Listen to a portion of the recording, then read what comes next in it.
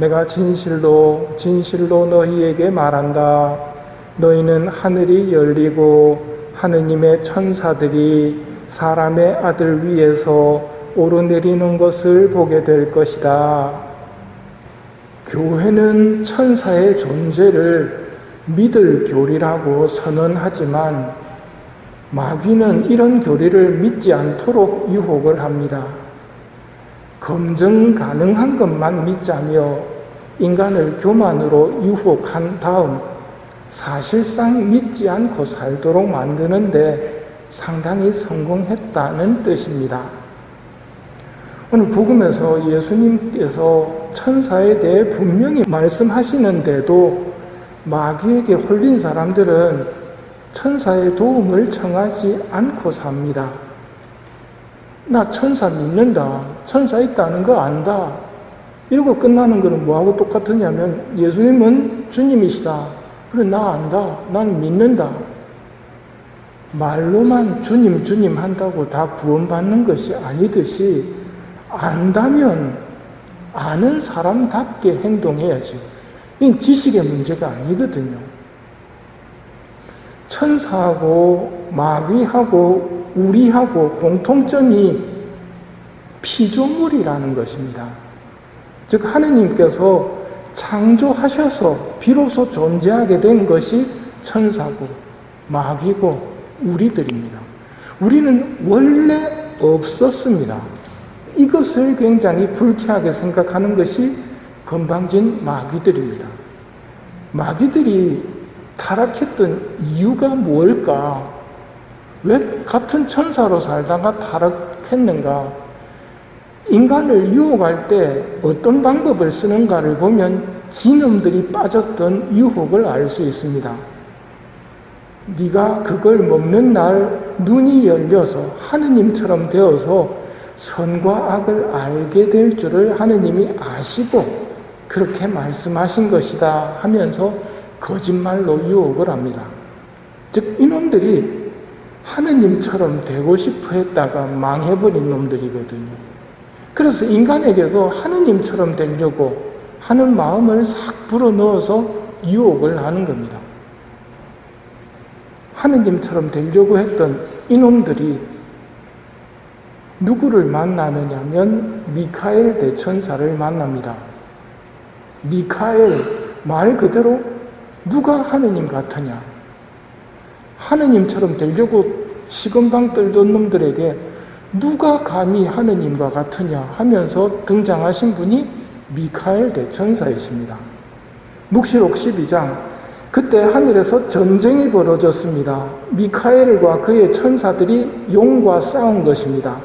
용과 그의 부하들도 맞서 싸웠지만 당해내지 못하여 하늘에는 더 이상 그들을 위한 자리가 없었습니다. 이렇게 미카엘 대천사는 악과의 싸움, 그 선두에 항상 계신 분이 미카엘 대천사이십니다. 하느님께서 가브리엘 대천사를 보내시는 장면을 보면 다니엘서에서 가브리엘아 저 사람이 환시를 깨닫게 해주어라 하시면서 다니엘에게 보내시고 지가르야에게 세자 요한의 잉태를 알려주고 성모님께 성자께서 육화하시려고 하는 하느님의 계획을 알리고 성모님의 응답을 하느님께 전해드린 천사가 가브리엘 천사입니다. 곧비 신부님에게 성모님이 말씀하시길 성 가브리엘은 하느님의 힘을 주려고 너희 한 사람 한 사람 곁에 있다라고 말씀하십니다. 하느님의 힘을 우리에게 주려고 바로 내 옆에 있다는 말입니다. 이거 안다, 이거 믿는다 하고 끝내버릴 문제가 아닙니다. 라파엘 대천사는 토비트서에 자세히 나오는데 인간의 여정 중에 겪는 어려움들을 극복하여 행복하게 끝내도록 해주는 천사입니다. 토비트를 통해서 천사들이 일하는 방식을 알 수 있는데 하느님께서 그러신 것처럼 천사들도 거의 같은 방식으로 일을 합니다. 즉 어떻게 일하느냐면 혼자 하시는 게 아니라 꼭 인간의 도움을 요청하시고 그 인간과 함께 일을 해나갑니다. 하느님도 우리가 같이 움직여 주기를 바라시거든요. 천사도 그렇게 하십니다. 티그리스 강에서 물고기를 붙잡고 놓치지 말라고 토비트에게 가르쳐 주고 그 염통하고 간과 쓸개를 따로 빼놓으라고 가르쳐 주지요. 염통과 간은 태워서 마귀를 쫓아내고 쓸개로는 토비아의 눈을 뜨게 합니다. 또 우리 신앙생활 중에 있는 숱한 상처를 치유해 주시는 천사가 라파엘 대천사이십니다. 비오신 분임의 2처 소재를 설명해 드렸습니다. 여기 있으면서 동시에 저기 있는 겁니다. 성인들도 그런 것이 가능하다면 대천사들이야 말할 필요가 없겠죠. 아까 가브리엘 대천사가 우리 옆에 있는 이유가 뭐라고 그랬습니까? 하느님의 힘을 주려고 너희 한 사람 한 사람 곁에 있다 하고 말씀하시거든요. 천사들은 공간의 제약에서 자유롭습니다. 하느님의 힘을 주려고 우리 옆에 있는데 우리는 안다 하고 탁 닫아버린다면 그럼 마귀가 웃을 일이겠지요. 그럼 어떻게 해야 되겠습니까? 고피 신부님에게 성모님이 말씀하셨습니다. 하느님의 천사들이 너희 옆에 있음을 늘 느끼면서 자주 그들에게 도움과 보호를 청하여라. 이게 차이점이어야 합니다. 도와주십시오. 보호해 주십시오. 이걸 청해야 되는 것이 진짜 믿는 사람입니다. 진짜 아는 사람이라면 도움을 청해야 되고 보호를 청한다는 말입니다. 이 사악한 시대에는 주님의 천사들에게 많이 기도하지 않으면 안 된다. 즉 사악한 시대를 살려면은 도움과 보호를 청해야 된다는 말입니다.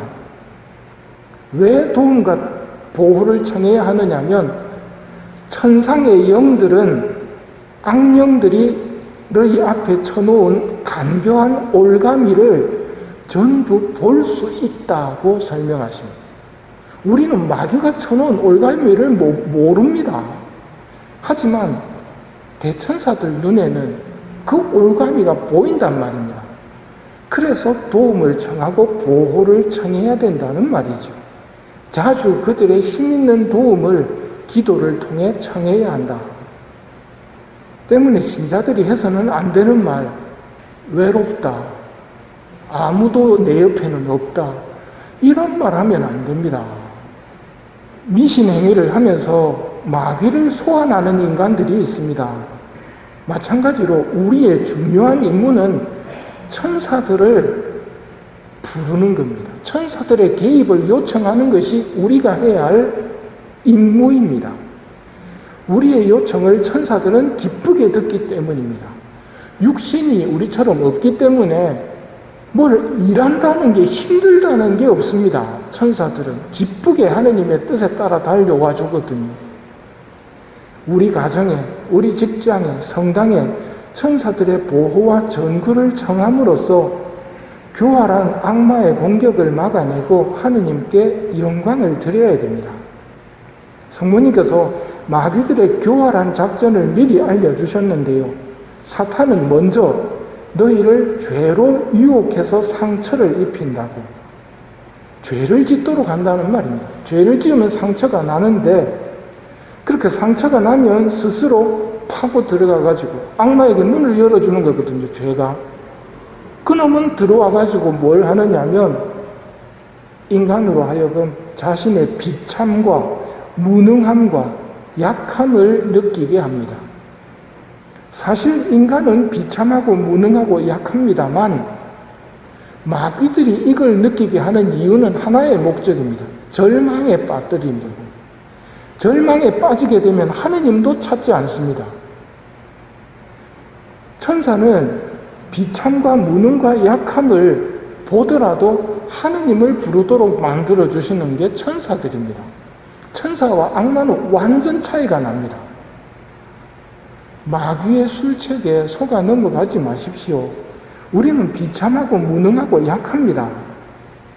그렇다고 해서 주저앉히는 것이 악마의 술책이고 그렇기 때문에 하느님을 더 찾기를 바라는 것이 천사들의 도움입니다.